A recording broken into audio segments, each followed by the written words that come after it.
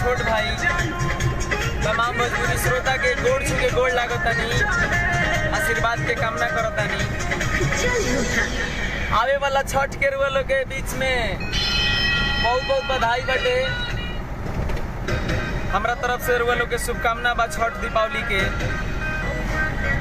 हमें से लाई बनी अपना दर्शक के बीच में कि हमारे अब की पर के मने छठ गीत नहीं आवत, एक खातिर बहुत हम रुआ लोग के बीच में अपन हम छठ गीत नहीं भेजाओ, एक खातिर बहुत बहुत मने हम क्षमा प्रार्थी बानी।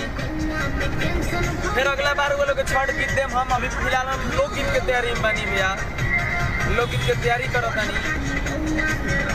तो लोकगीत पर आशीर्वाद प्यार बनाई, दुलार बनाई, ताकि लोकगीत से भी कुछ हो।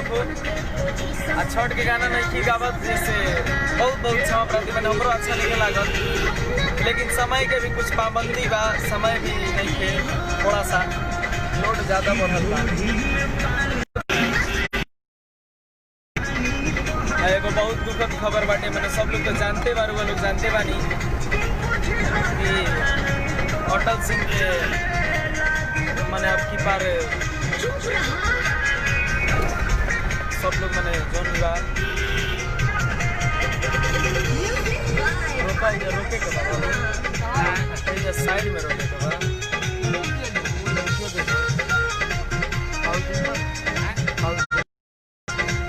पूछ के दे दो तो बीच में ये सब बात कटे कि गोलू भैया के गोली लागल है, सब लोग जानता है बात के।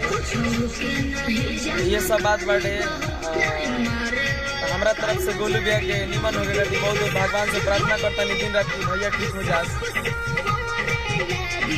भैया के नजर ना लागू। गलती से गोली लागल बा कि हवाई फायरिंग में लागल बा, 5 गो बा, 23 गुणे मारा ना। नेट के थोड़ा सा प्रॉब्लम भाई से परेशानी होता। चंदन कुमार सिंह कहाँ जा रहा है बाबू, का कहीं भैया सीक्रेट कुछ बात रहेला कि जाने कुछ कॉल ना जग सकेला आदमी कहाँ जाता कहाँ होता। कॉल करा भैया बताए हम कहाँ जाता नहीं। गाने के सिलसिले में आदमी कहीं जाई चाहे कहीं आई, बस ये काम बार उतार लो भाई। गाना गाए के फेरा में रहता कि आगे चल के हमरा कुछ करे के बा, भाई लोग के हमरा से जे भी जुड़ल बा सब लोग के मान सम्मान बढ़ावे के बा, अपन मान सम्मान जिला जवार खातिर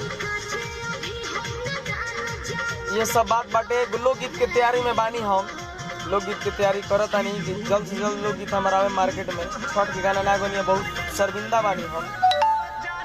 एगो बहुत दुखद घटना बाटे कि जौन की सब लोग जाना था, आदरणीय बड़ भैया गोलू भैया के गोली लागल बा, हवाई फायरिंग में लागल बा, गलती से लागल बा भैया।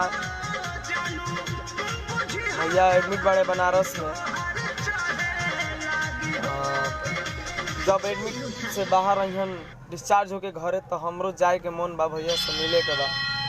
कैसे कि बहुत दुलार प्यार करनी, हम बहुत माने नहीं भाई लोग के। अपना कौनो भी सिंगर के हम बहुत माने नहीं, चाहे प्रमोद प्रेमी, रितेश पांडे, कलू भैया, खेसारी भैया, पवन भैया, मैंने तमाम बहुत अभी सिंगर बाटे लो। गोलू गोल्ड, विशाल गगन, अंकुश राजा, सब भाई लोग को हम दिल से माने नी, अपन आदर्श माने नी। सब लोग के गाना सुने नी, शेयर करे नी, पसंद करे नी। भाई के कबो भी जौन भी माने गाना आवेला तो हम सुने नी। भाई के सबसे सुपर हिट गाना भई रहे हम लगौल पिया, बहुत सुंदर गाना भई रहे। तो हम लोग से विनती करता नहीं कि हमारा भाई के निमन होके खतरा भगवान से प्रार्थना करी, कामना जल्द से जल्द ठीक होकर फिर अपन दुनिया में आवस, संगीत के दुनिया में आवस। हमारा भाई लोग खातिर मनोरंजन खातिर बढ़िया से बढ़िया गाना गावस, गीत गावस और मनोरंजन करावस। ये प्रार्थना बा प्रभु से कि प्रभु भाई पर ध्यान दी, हमरा भैया के जल्द से जल्द ठीक करी। इधर बोलो सागरा बा विनती बा।